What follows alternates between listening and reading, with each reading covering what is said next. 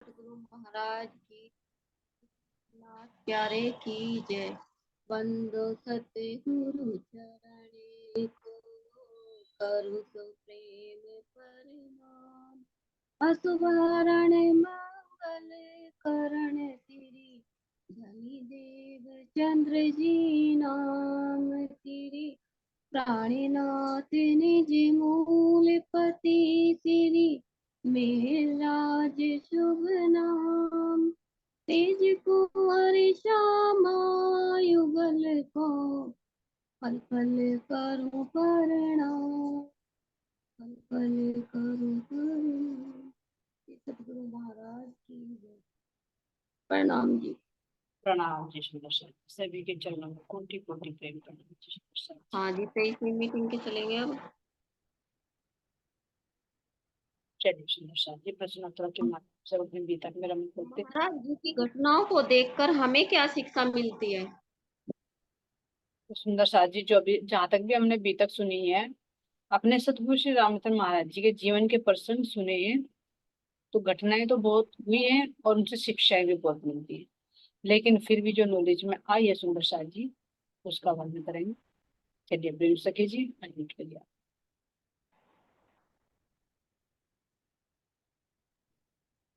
प्रणाम जी। प्रणाम जी। जी महाराज जी के आगे घटनाएं तो बहुत आई, देखो कैसे भूखे भी रहे, प्यासे भी रहे, फिर भी उनका विश्वास इतना दृढ़ था। और देखो ताऊ जी ने भी क्या क्या करा, लेकिन वे घबराए नहीं। तो शिक्षाएं तो हमें बहुत मिली कि कैसे इस हाल में हमें कैसे अपने को रखना चाहिए। कभी किसी से उन्होंने कुछ मांगा नहीं, भूखे रहे, बैल भी चुगी, लेकिन चोरी सनी की जो वहां पड़ी मिल जाती। और फिर पीसने का भी उन्हें टाइम नहीं था, लेकिन ऐसे ही कच्चे गेहूं चबा लिए। तो मतलब एक कितना उनका जीवन कैसा था। सतगुरु महाराज जी का तो सोच के बड़ा दुख हुआ है कि हमें तो सब कुछ मिला मिला हुआ, घरों में कोई दिक्कत ही परेशानी कुछ भी नहीं है। तो उनसे हमें ये शिक्षा मिली जी कि हर हाल में हमें अपना दृढ़ विश्वास रखना। देखो जब तो वे जागृत भी नहीं थे, लेकिन फिर भी भगवान कहते कि जो भगवान ने दे दिया, जबकि जागृत नहीं थे वे जब तक, लेकिन फिर भी उनका किसी के प्रति तो दृढ़ विश्वास था ना। जी बिल्कुल। तो ऐसे हमें भी उनसे बहुत शिक्षाएं मिली है जी, और एक दृढ़ विश्वास हमें भी इस तरह रखना। प्रणाम जी। प्रणाम जी। बिल्कुल सही सुंदर सर जी। पूर्ण पहचान न होने के बावजूद भी इतना दृढ़ विश्वास, और हम अगर देखें अपने आप को तो पहचान होने के बाद भी विश्वास में कितना। हाँ जी, कितना। मानव तन का क्या लक्ष्य है? सब आप अपना भाव बताएंगे, इसमें मानव तन का लक्ष्य क्या है? लक्ष्य क्या है सुंदर सर जी? चलिए मैं तो भाई जी आप अनम्यूट करिए। सबसे पहले हैंड रेज हो जाता है सुंदर सर जी, प्रेम सखी का और मैं तो भाई जी। प्रणाम। हाँ जी। लक्ष्य क्या है? हमारा तो एक ही लक्ष्य होना चाहिए ना, परमात्मा को पाने का। परमात्मा को पाने का ही एक परम लक्ष्य है। जी। चलिए बबीता जी आप भी अनम्यूट कीजिए।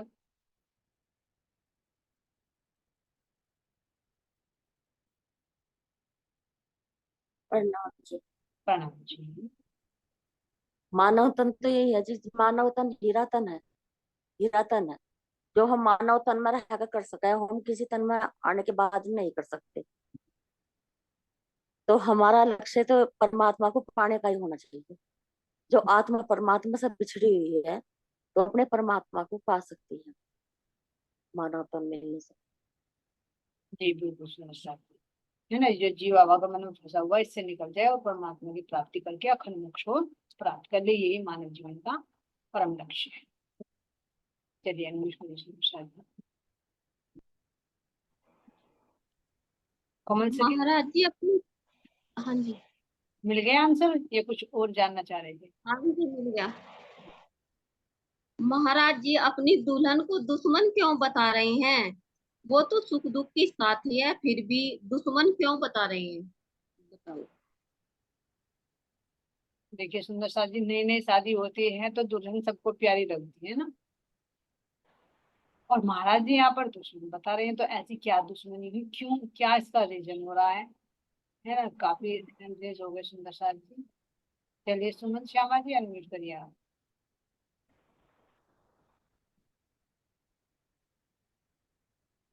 प्रणाम जी। ठीक है।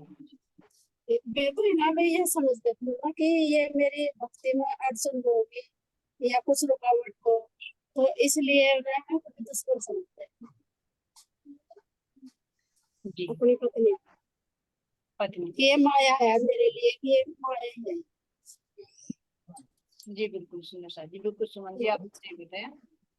चलिए और आनंद सखी जी और आप क्लियर कीजिए।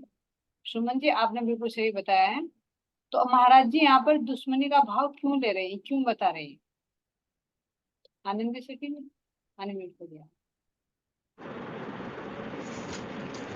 हाँ जी, प्रणाम जी।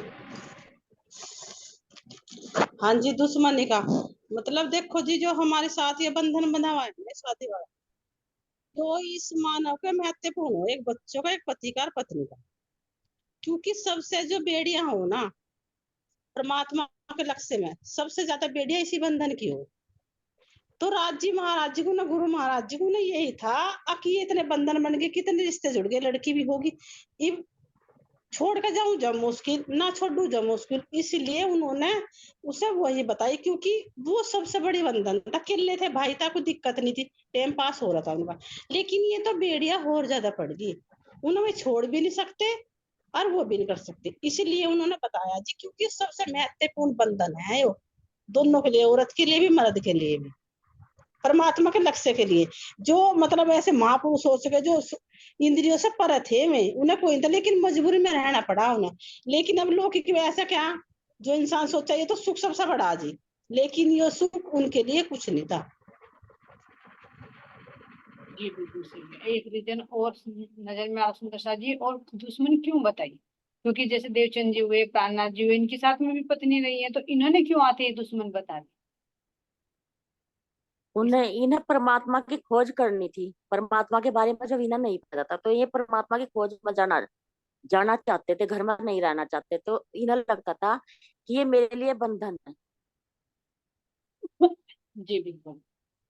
तो ऐसे तो खोज तो देवचंद जी को, प्राणनाथ जी को भी करनी थी सुंदर साथ, फिर उन्होंने तो नहीं ऐसा बताया। बाईजू भी उनके साथ में रही है ना। आर्यन सखी जी आप बताइए। उन्होंने उनका साथ दिया जी। हाँ जी। उन्होंने उन्होंने जो मैं थी, बायजू राज रानी थी, उन्होंने तो उनका साथ दिया। उन्होंने तो कहा तुम कहीं भी जाओ परमात्मा की खोज करो, मैं तुम्हारे साथ हूँ। उन्होंने तो उनका साथ दिया। जी चलिए। और ये यहाँ ये परेशान थी कि भाई हमारी गृहस्थी को कौन संभालेगा, ये दृष्टि।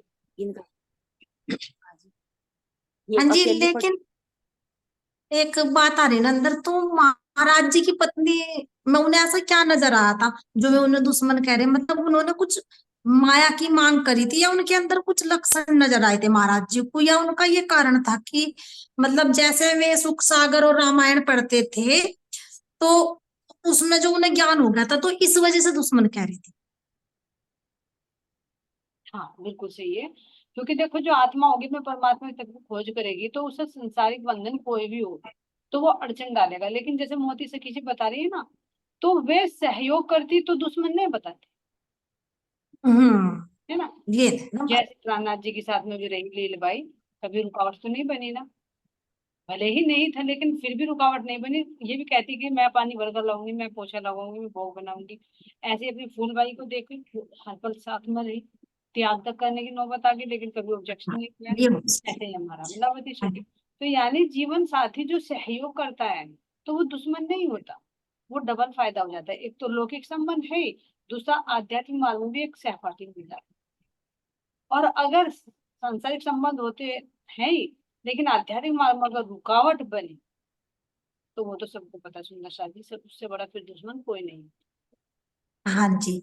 जी, एक बात से पता चला ना, जब महाराज जी काफी दिन में आए थे, तो उनके भाई ने कहा कि जा, घर नहीं आए थे महाराज जी, जब पूछ कहा लड़की जवान हो रही क्या लाया उसके लिए, तो फिर उन्होंने मतलब बिछवे बिछवे भी सब उतार देते, तो फिर वे मिलने के लिए गई थी, तो महाराज जी से यही सवाल करा था कि तुम क्या लाए, आगे बीतक में आवेगा। नहीं आएगा अभी तक तो नाम। इसलिए एहसास हो रहा कि शायद वे उनके मन लगती नहीं थी। हाँ बिल्कुल सही सुंदर सा।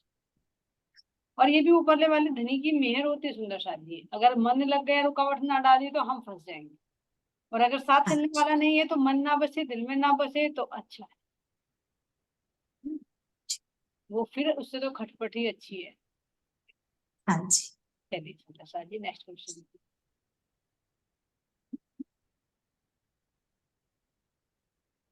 कौन से कीजिए अनम्यूट करिए आप।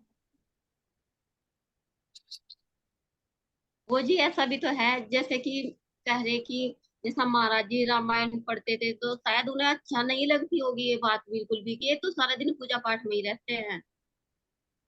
थोड़ा इस वजह से भी खटपट होती होगी कि ये तो सारा दिन इसमें ही रहते हैं और उनका सहयोग हो नहीं था, तो इस वजह से भी दुश्मन लगती थी कि जैसे ही हमें कोई कहता हम पूजा पाठ करें कि तुम तो सारा दिन इसमें ही लगे रहो, तुम्हें कुछ काम ही नहीं है,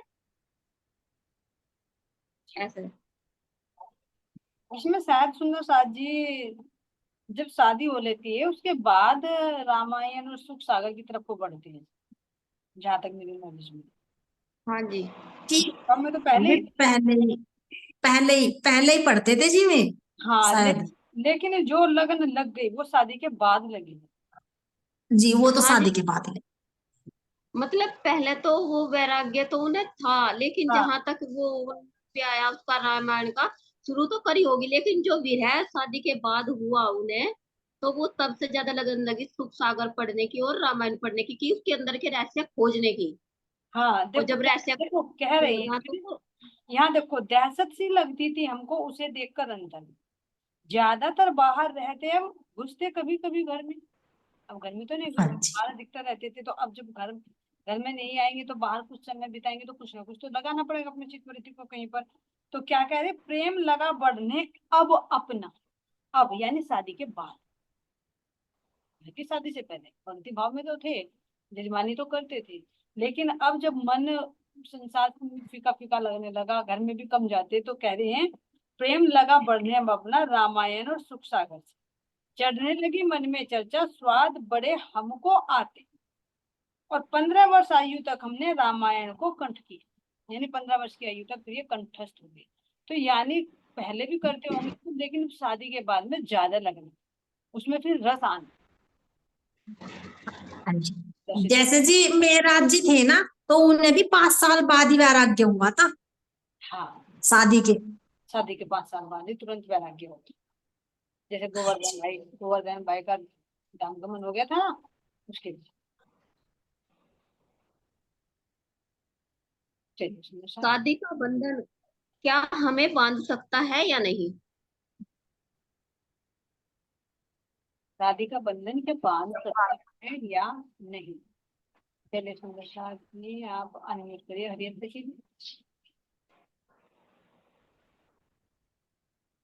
हाँ जी, प्रणाम जी। आध्यात्मिक राह पर अगर चल रहे हैं जैसे महाराज जी, अब रामचंद्र महाराज जी का ही उदाहरण अभी आया ना पीछे, तो शादी का बंधन बांध नहीं सकता, जैसे उन्होंने बांधा। शादी भी हुई लेकिन वो फिर भी घर में नहीं रहना थे, और फिर भी पूजा पाठ में अपने राज्य का, जैसा थोड़ा जैसे रामायण सुख सागर का भी वर्णन आया, अगर इनमें लगे होते जब तक नाम नहीं लिया तो तारतम नहीं मिला, तो तब तक भी उसमें खोज में ही लगे रहे थे उसमें परमात्मा की।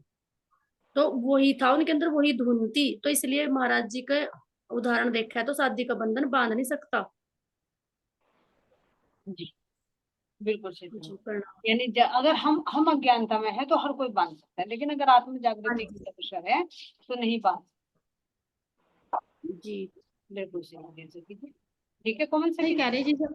हाँ हाँ हाँ जी, जब तक थोड़ी जागृति भी इस जीव की नहीं मिलती है, ऐसा ज्ञान नहीं मिलता, जब तक ये बंधन में बंधा ही रहेगा, लेकिन जब इसे पता चल जाएगा ना राजी महाराज जी का, फिर ये बंधन में नहीं बंधने का, इसे कोई रोक नहीं पाने का, बाहर से शरीर बांध रहे आत्मा उस जीव को थोड़ा ही बांध देंगे जो परमात्मा की तरफ जा रहा। जी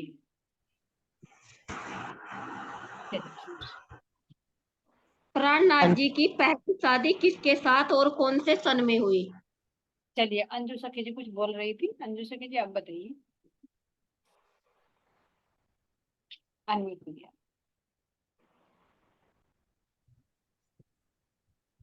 मैं तो दीदी उसी के लिए, प्रणाम जी, उसी के लिए भी बोल रही थी। अभी बात हो रही थी ना कि शादी का बंधन किसी को बांध सकता है कि नहीं। मुझे तो लगता है अगर हाँ वहां की लॉ लग जाए तो कैसे बांध सकता है। अगर हमारी बेसिक नीड ही राजी हो जाए, ठीक है, संसार के सारे काम करेंगे, सब फर्ज भी पूरे करेंगे, लेकिन कहते हैं ना दिल उसी से लगा रहेगा। तो नहीं बात, सही है कि बिल्कुल सही शादी है ना। अगर आपका स्तर है, वो अंदर की लो है, तो कुछ कोई भी बंधन हो, ये तो शादी का शादी का कोई भी बंधन। और ये तो हम हाँ रिश्तों की बात हो रही है, जिस रिश्तों को भी देखे तो कोई भी घरवास छोड़ के चले जाते हैं कृष्ण प्रसाद जी, बड़े बड़े राजपाट छोड़ कर चले जाते हैं। बिल्कुल बिल्कुल, ये जैनियों को देखो, सब कुछ छोड़ छाड़ के कैसे चले जाते हैं। और हाँ, फिर हमारा संबंध किससे है, हमें ये पहचान करनी है। हमारा नाता किससे है, ये पहचान करनी है हमें। फिर जैसी अपनी महिमा है, जैसा अपना वो है सुंदर सा स्टेटस, तो उसके अकॉर्डिंग समर्पण भी देखिए, बिल्कुल। अध्यात्म भी देखना है ना। चलिए, तो अब इसके बारे में बताओगे आप, श्री मेराज ठाकुर जी की शादी कब हुई थी सुंदर सी, और किसके साथ हुई? चलिए सुंदर सा जी, अनम्यूट करिए, बोल सकेंगे।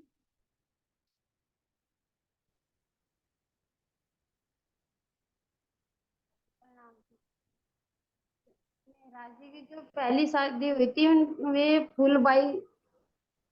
फूलबाई सखी थी, मतलब फूलबाई जिससे होती थी। और जो उनकी कौन से सन में हुई थी, वो 1995 सन में हुई, सन 1995 हुई थी जी उनकी शादी महाराज जी की। और जो पहली पत्नी थी वे फूलबाई थी। 1900 नहीं, शायद 1695 है ना, 1600, हाँ 1695, 1695। 1695। बिल्कुल हो हाँ जाता है, जी। पत्नी तो संग हो जाते हैं इतना गड़बड़। तो 1695 में फूलबाई जी के साथ हुई थी शादी। और दूसरी शादी फिर दूसरी बार किन से हुआ? दूसरी बार तो उनसे हुआ था जी, वे तेज कुमारी जी थी जो। तेज कुमार, बिल्कुल सही। चलिए सुंदर सा, बहुत अच्छा बताया। चलिए नेक्स्ट क्वेश्चन की। परम वैराग्य कितने साल बाद हुआ?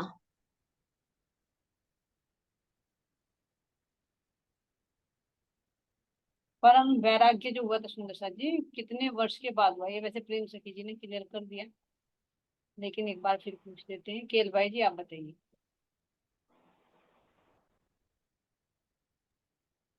प्रणाम जी। प्रणाम। 5 वर्ष बाद हुआ था। 5 वर्ष बाद, सन बताओगे आप? अगर याद हो तो बता दीजिए, रिवीजन हो जाएगा हाँ नहीं। जी 1700। हाँ जी 1700 होगा ना, क्योंकि शादी 1695 है, तो 5 वर्ष जोड़ तो 1700। हाँ, विक्रम संवत 1700। 17 कितने साल तक के लिए हुआ फिर ये? कितने साल तक इन्होंने तपस्या की? 9 वर्ष तक, 9 वर्ष तक। 9 वर्ष तक तो विरह हुआ ना देवचंद जी से। हाँ जी। जो अपने आप को उन्होंने तपाया, अपने आप को चेक किया कि मैं बाजार में देखकर जाऊँ, मेरा मन तो नहीं भागता है ना, कोई रिश्तेदार मिलकर मेरा मन तो नहीं भागता। तो कितने साल की कठोर साधना की इन्होंने, भूखे भी रहे, एक पैसे अंत तक भी आ गया। तो 13 वर्ष 1700 में लग गए थे वे, उनके भाई का धर्मगन हुआ था 1703 में, गोवर्धन जी का। हाँ, 1700 में, 1700 में हुआ था ना उनका धाम, तो 1700 में ही वैराग्य हो गया था। और फिर कब तक रहा? 1713। नहीं, 4 में भेजे थे मासी। हाँ, अरब। अरब 1703 में पहुंच गए थे ना, तो 3 साल तक का विरह रहा ना, है ना। फिर तो सतगुरु से मिल गए थे, फिर उन्होंने भेज दिया था ना कि अहमदाबाद जाओ, तुम कुछ पुस्तकें लेकर आओ। फिर बाल भाई के कहने पर देखा कि वे तो लेकर आ गए, लेकिन फिर वो कार्य सौंपा जाए तो कह दिया कि तुम्हें हमारे माया के कार्य में लगा दिया जाए, तो वहां भेज देगा खेता भाई के यहाँ पर अरब देश में। हाँ जी। बिल्कुल। ऐसा क्या शब्द था सुंदर साथ जी जो सतगुरु महाराज जी ने वो शब्द कहे उन्हें, और उन्होंने वो जो तप कर रहे थे वो छोड़ दिया था? ऐसा कौन सा शब्द था जो इतने? कि भाई अगर तुम चाहते हो कि मैं अपना तन छोड़ दूं, क्योंकि एक ही तन से लीला होगी, हाँ, कि अगर तुम चाहते हो कि मैं तन छोड़ दूं, तुम्हें अभी शक्ति चाहिए, अभी लीला करनी है, तो मैं तन छोड़ देता हूँ। हाँ, तो ये शब्द ना उनको चुभ गए कि मुझे अगर मेरे सतगुरु तन छोड़ दे तो मुझे ऐसे दर्शन नहीं चाहिए परमधाम के। तो यहाँ से वो अपने जो कसनी होती है उसको भी बंद कर देते हैं और सतगुरु के आदेश पर अरब देश में चले जाते हैं। बहुत अच्छा नवरंग भाई ने एक ही बार की बीतक सुनने में बहुत कुछ कवर कर दिया। सुंदर साथ जी ऐसे सखियों के चलने सुंदर साथ जी। चलिए कोमल सखी जी आगे। हमें दुश्मनी का भाव कब आता है और हमारा दुश्मन कौन है? दुश्मनी का भाव कब आता है, बड़ा दुश्मन कौन है? चलिए हरियर सखी जी अनम्यूट करिए। हाँ जी, दुश्मनी का भाव तो जी जब आता है जब हम जीव भाव में होते हैं, बाह्यमुखी होते हैं। क्योंकि ईर्ष्या भाव द्वेष एक विकार तो तभी आवे ना जब जीव बाह्यमुखी हो। और हमारा सबसे बड़ा दुश्मन तो हमारा मन है, अगर ये बाह्यमुखी है तो। और ये इंद्रियां अपने अंदर। बाहर से तो दुश्मन देखो हम हटा देंगे, मान लो हमारा तो कोई दुश्मन है, हम तन से अलग हो जाएंगे, हम नहीं बात करने की, या हम उसे एकदम से हटा। लेकिन जो हमारी इंद्रिया है ना, ये नहीं हटती। सबसे बड़ी दुश्मनी ये है अगर राज्य की तरफ बाधा बन रही अगर ये। और मन अगर नहीं है तो फिर राज्य की तरफ ये सफल है। बिल्कुल बहुत अच्छा सुंदर साथ जी। चलिए कोमल सखी जी आपका आंसर आ गया। हाँ जी जी बिल्कुल सही लग रहा है, बिल्कुल सही बता रही है सखी जी। जो सबसे जी। जो दुश्मनी का भाव आता है वो जब हम जीव भाव में रहते हैं, देह भाव में होते हैं, है ना, नकारात्मकता से घिरे रहते हैं, तो तब हमारे अंदर दुश्मनी का भाव आता है। अगर आत्मिक दृष्टि से देखें तो अगर कोई बुरा भी कर रहा है तो महाराज जी कह रहे कोई देत का साला तुमको तुम भला चाहिए है, जो जैसा कर रहा है उसकी करनी पर उसको छोड़ दीजिए।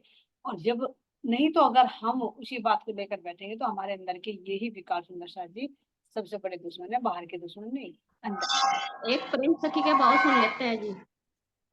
प्रेम से कीजिए। तो हैंड रेज कर रही है। चलिए अनम्यूट करिए आप। प्रणाम जी। जी ऐसा भी तो है ना, जैसे मीरा बाई ने भी पूछा था कि सबसे बड़ा दुश्मन कौन है, कि यानी कि जो हमारे आध्यात्मिक रास्ते में जो अड़चन डालता हो वो भी तो हमारा सबसे बड़ा दुश्मन है ना। है तो अंदर भी और बाहर भी। तो बस यही कहना चाह रही थी। बिल्कुल जी बिल्कुल, बाहर में भी है और अंदर। ये तो बाहर के छोटे हैं लेकिन है सुंदर साथ जी बाहर के भी बड़े। लेकिन अगर अंदर वालों को देखे, अपने अंदर के विकार को देखे, अपने अंदर के अहंकार को देखे, तो इससे बड़ा दुश्मन कोई नहीं। बाहर वालों से युद्ध करना सरल है, लेकिन अंदर वाले से युद्ध करना तो महाभारत का युद्ध है, हाँ जी महायुद्ध है। ये तो जी अंदर ही जंग छेड़ता है, कैसा ही माहौल हो, इसके लिए तो बस एक समान है।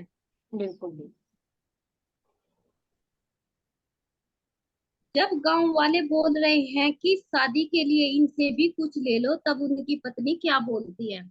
जब महाराज जी लौट कर आ रहे तो लड़की की शादी है, बोल रहे कि इन ये तो प्रेम से खींचने चलो की, तब। ये प्रेम से खींचने की देर कर दी। इससे नेक्स्ट क्वेश्चन पे चलिए। ये तो राइस में उनकी पत्नी ने क्या बोला? राइस में ये बताओ। पत्नी ने क्या जी ये बोला कि इतने दिन क्या? में आए हो, क्या क्या कुमा कर लाए, नहीं मुझे दे दो। नहीं, कुछ और बोल रहा था, ये नहीं बोल रहा था, आप बताओ। कुछ और बोला था, कुछ और है मेरे सुंदर सा जी, कुछ और है। जो हमारे ध्यान से निकल रहा है।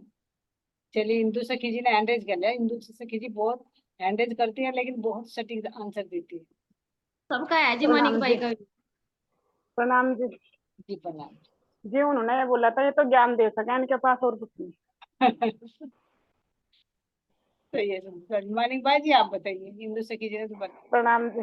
प्रणाम जी। मानिक भाई जी अनम्यूट मेरा करिए। भी, हाँ जी मेरा भी यही उत्तर है कि जो उन्होंने पत्नी ने पूछा था जाके, कहने तू मांग तो ला, अब जाके खातर क्या लाया, इतने दिन में कुछ तो लाया होगा।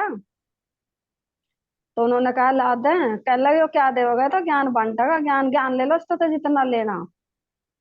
तो जब भी उन्होंने तो तो माया कह, कहा था पता नहीं। हाँ अब तू तो विधवा हुई बैठी थी, मैं तेरे लिए आ गया है, थोड़ा आ क्या, पत्नी के लिए तो आज पति है। तो जब ये तो उन्होंने कहा था कि ये मेरे दुश्मन होगी, उनके मतलब रंग में नहीं ढली थी। हाँ ये तो पहले ही उन्होंने हाँ बता दी सुंदर सा जी, ये घटना बाद की है। जब हाँ, नहीं तो दुश्मन बता देता उन्होंने। करने के बाद जब उसके बाद। हाँ जी। पहले हाँ की जी, एक पत्नी का सबसे बड़ा धन तो पति हो वह। पति होता है, और लेकिन हाँ कोई कोई बिरले समझते सुंदर सा जी, नहीं तो धन से ज्यादा प्रेम होता है, पति से ज्यादा प्रेम धन से होता है। धन से। कोई गरीब के साथ कोई सहनशील नहीं निभा पाता। चलिए सुंदर सा नेक्स्ट क्वेश्चन। माणिक सखे के हाँ बहुत क्या चलिए नेक्स्ट। हमारा सुख सागर क्या है? चलिए सुंदर सा जी, हमारा सुख सागर क्या है?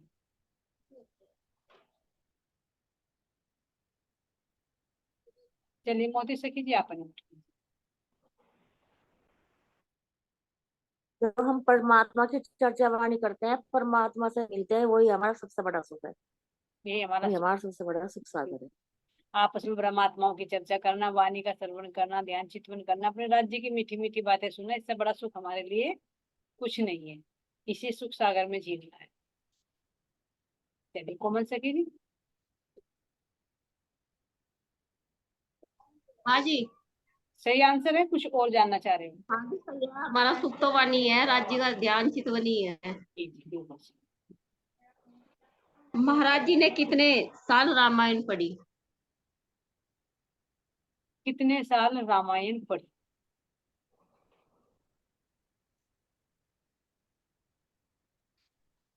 चलिए समझ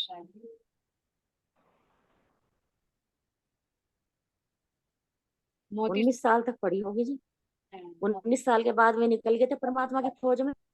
हाँ, बिल्कुल सही बताया। क्योंकि पढ़ तो रहे थे पहले भी, लेकिन जैसे जैसे पत्नी का जैसे विवाह हुआ, फिर पत्नी मतलब दुश्मन की बातें लगने लगी, तो सुख सागर की तरफ ज्यादा रुझान आने लगा। और अभी भी आया कि 15 साल तक पूरी कंठ याद हो गई, कंठस्थ याद हो गई, एक एक परसेंट। बहुत अच्छा बोलता सखी जी, प्रणाम जी। महाराज जी अब 24 वाली मीटिंग पे चल गए। जी महाराज जी कौन सी रामायण पढ़ रहे हैं? कौन सी रामायण पढ़ रही है सुंदर सा?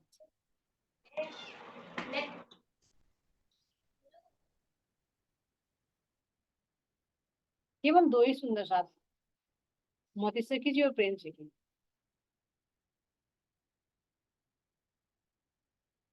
बस हैंड रेज करने में आलस्य आने लगेगा सुंदर सा।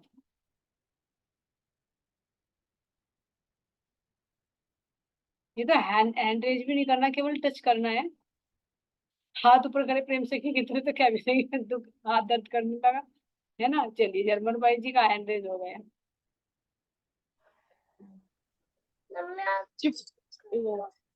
आंटी रामचरितमानस।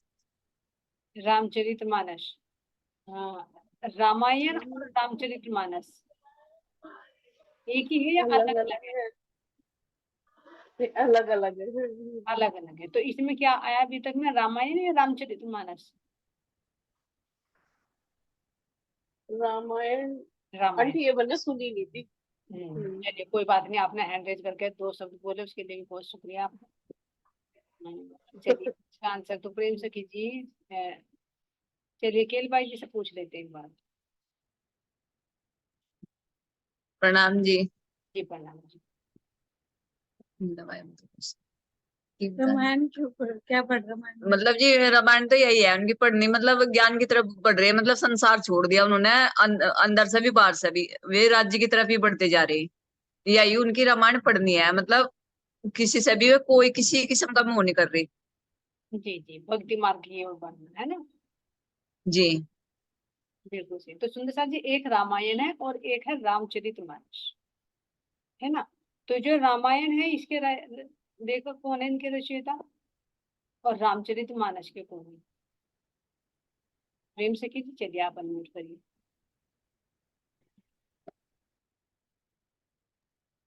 जी रामायण के तो कुछ तो रसानंद सागर सा नाम है उनका। रामानंद सागर नहीं? हाँ जी, जिन्होंने रामायण वो लिखी है। सीरियल जो बनाया है वो तो रामानंद सागर ने बनाया है, लेकिन जो रामायण लिखित रूप में दी है सर्वप्रथम, उसको तो एक रिप्रेजेंटेशन किया ना। जैसे मान लीजिए अभी तक हमारे स्वामी लालदास जी के द्वारा लिखी गई, लेकिन तुमने उनमें नाटक अच्छा के माध्यम से रोल किया है ना, इस तरह से। तो जी ये सारे वेद ये तो उन्होंने लिखे ना, जैसे वेद व्यास जी की गद्दी पे बतावे लिखे थे। जो रामायण है सुंदर साथ जी, वो रामचरितमानस तो देखो लिखे हैं मेरे ख्याल से वाल्मीकि जी। अच्छा जी, वाल्मीकि ने लिखी, हाँ जी। जी रामचरित रामायण लिखी है। और रामायण लिखी है रामायण। रामायण लिखी तुलसीदास जी। अच्छा जी। रामायण लिखी है तुलसीदास जी और रामचरितमानस लिखी है वाल्मीकि ने, जो राम जी के आने से जी पहले भी लिख दिया था। मेरे याद ये रामायण है, वाल्मीकि ने लिखी थी। रामायण वाल्मीकि, रामचरितमानस तुलसीदास, सही है, आपसे भी कहते रामचरितमानस तुलसीदास जी ने लिखी है, रामायण लिखी है, हाँ जी, ठीक है। तो ये वाल्मीकि। अलग हाँ अलग है दोनों में राम की ही कथा। फिर जी, और जो ये रामानंद सागर बता रहे, इन्होंने उसको एक सीरीज वाइज बनाया, एक नाटक के माध्यम से, ताकि हर कोई इसको हृदयंगम कर सके, हर कोई देख सके। ठीक है सुंदर साथ जी। रसानंद सागर भी तो पढ़ते थे ना महाराज जी। ये हाँ, अभी क्वेश्चन आएगा, क्वेश्चन। हाँ जी, जैसे अभी बताया।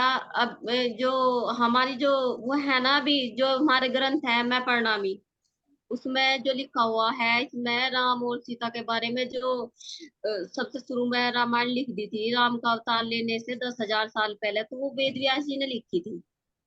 तो फिर यहाँ संसार में आकर ये वाल्मीकि जी ने लिखा, इनका जो रामायण लिखी वाल्मीकि जी ने, और जो इनका था रामचरित्र, उनके चरित्र के बारे में लिखा इन्होंने तुलसीदास जी ने। जी जी। तो महाराज जी यहाँ पे सुख सागर पढ़ रहे हैं, जिसे सुख बताया, वो रामायण पढ़ पढ़ के उन इंद्रियों का सुख ले रहे, उन इंद्रियों से जो आनंद ले रहे, तो उसका नाम सुख सागर रख दिया। तो यहाँ पे भी सुख सागर पढ़ रहे सुख ले रहे अंदर। मतलब आपका कहने का अंदर। मतलब ये, ठीक है ये बात, मतलब आपका कहने का मतलब है कि जो रामचरितमानस है उसको ही सुख सागर कहा गया है, सुख लेने के कारण। हाँ जी, उसका जो पढ़ पढ़ के अंदर आनंद ले रहे ना वे, तो फिर उसे नाम बाहर महाराज जी ने सुख सागर दे दिया। तो यहाँ पे वर्णन, रामायण तो बताया क्या पढ़ रहे, तो जो उसका आंसर आया तो सुख सागर का आया है यहाँ पे, कि भी सुख सागर पढ़ रहे, कौन सी रामायण पढ़ रहे ना, तो सुख सागर पढ़ रहे वे। नहीं नहीं नहीं नहीं, कोमल सखी जी, ये नहीं इसका यहाँ पर, थोड़ा सा मुझे मिस्टेक लग रही है इसमें। और जी, और इसको चलो कंफर्म देखो करना, के और बारे इसको में। कंफर्म करना, क्योंकि जो रामायण है ना, तो जी रामायण और सुख सागर दो ग्रंथ अलग अलग है। अलग अलग है जी दोनों। रामायण में तो राम की कथा है, और सुख सागर हाँ है जी, तो हमारा श्रीमद् भागवत है, उसकी हिंदी की टीका। वो तो चलो जी, मैं हम्म। वो तो श्लोकों में, दोबारा देखूंगी, हाँ, वो सुख सागर फिर है। मैं डाल दूंगी। सुख सागर हमारे पास है ना, रेखा जी के पास में सुख सागर हमने पढ़ा है, तो जी वो भागवत की टीका है, जिसमें ब्रज और रास की लीलाएं। इसलिए तो हम्म। अपने घर जब छोड़कर जाएंगे तो कहाँ पर जाएंगे, सबसे पहले मथुरा वृंदावन ही जाएंगे, क्योंकि उनके अंदर श्री कृष्ण की बाल लीलाओं के प्रति प्रेम हो गया। तो इसलिए सर्वप्रथम यहाँ से घूमते हुए फिर मथुरा वृंदावन जाएंगे श्री कृष्ण जी के दर्शन करने के लिए। तो एक रामायण हो गई और एक हो गया सुख सागर, यानी रामायण में राम की कथा है और सुख सागर में हमारे श्री कृष्ण की बाल लीलाएं और रास लीलाओं का कथा। ये दो ग्रंथ अलग अलग है, सुख तो दोनों से मिलता है, रामायण से भी और उससे भी, है ना कोमल सखी जी। ठीक है जी, मैं दोबारा सुन के जो आंसर होगा वो डाल दूंगी ग्रुप में। तो रामचरितमानस, जो रामचरितमानस है वो अलग है, और रामायण है जो वो अलग है। ठीक है ठीक सुंदर, है जी। इसमें इसलिए रामायण है ना, रामचरितमानस नहीं। तो रामचरितमानस तुलसीदास और रामायण वाल्मीकि जी, इस तरह से। और सुख सागर किन के द्वारा लिखा गया है सुंदर साथ जी, व्यास जी के द्वारा लिखा गया है, लेकिन ये अलग जो सुखदेव मुनि जी द्वारा सुनाई गई है, तो उसकी टीका है, टीका कहेंगे सरल भाषा में जो लिखा हुआ है। ठीक ठीक है है जी। कौन सी, और इसको वो जानकारी कर लेना, कंफर्म कर लेना। अगर किसी सुंदर साथ को इसके बारे में पता है तो दो शब्द बोल सकते हैं सुंदर साथ जी, हो सकता है हमारी मिस्टेक हो।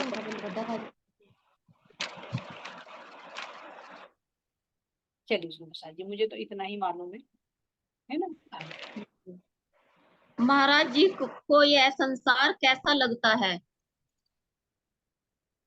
महाराज जी को ये संसार कैसा लगता है सुंदर साथ जी, रस भरा या विषम, और हमें फिर कैसा लगा।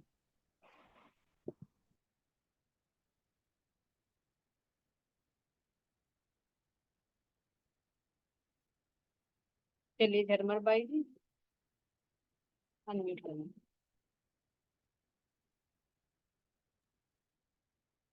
आंटी जहर भरा, विष भरा, विष भरा। विष जहर, बिल्कुल विष भरा और जहर भरा। खिला खिला या मुरझाया हुआ?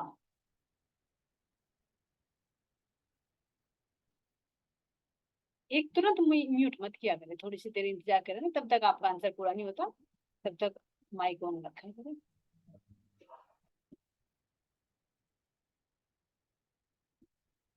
एक ही बार टच करिए, केवल एक ही बार। मुरझाया हुआ। मुरझाया हुआ क्यों?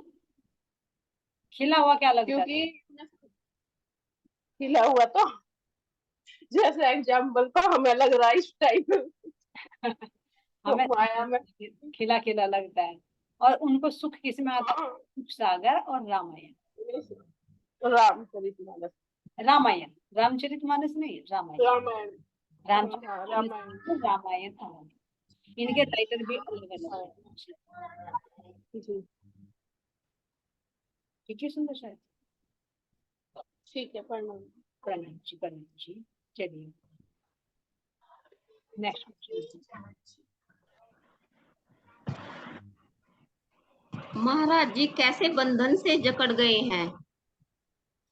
कैसा बंधन है जिसमें जकड़ गए महाराज जी? चलिए सुमन श्यामा जी अनम्यूट करिए। मानिक भाई जी आप करिए अनम्यूट।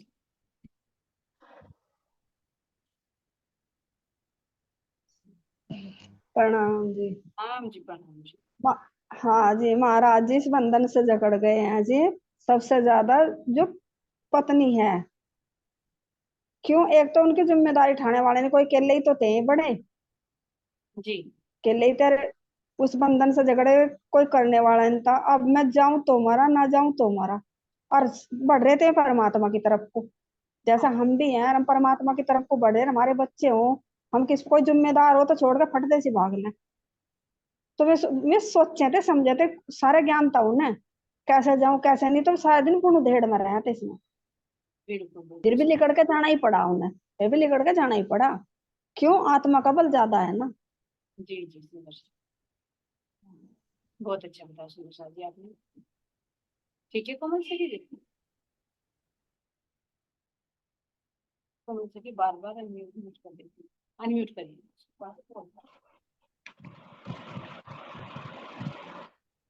क्या हम आत्मा को बांध सकते हैं? क्या हम आत्मा को बांध सकते हैं? हम बांध सकते हैं, माया बांध सकती है कोमल से जी? जी हम बांध सकते हैं, माया बांध सकती है? क्या प्रश्न दोबारा से बोलिए आप। यही है जी, क्या हम आत्मा को बांध सकते हैं? चलिए प्रेम से कीजिए, अनम्यूट करिए। प्रणाम जी। जी नहीं, हम माया को नहीं बांध सकते ना। वो आत्मा तो इसमें बंध ही नहीं सकती, क्योंकि आत्मा तो एक दृष्टा है, ये शरीर ही तो बंधा। जैसे कि भाई दूल्हा दुल्हन को जयमाला पहनावे और दुल्हन दूल्हे को पहनावे, तो यानी कि बंधन बंध गए, हम एक वो हो गए। लेकिन जितने महाराज जी ने वर्णन करा, मतलब बीतक में, कि जितने उस माला के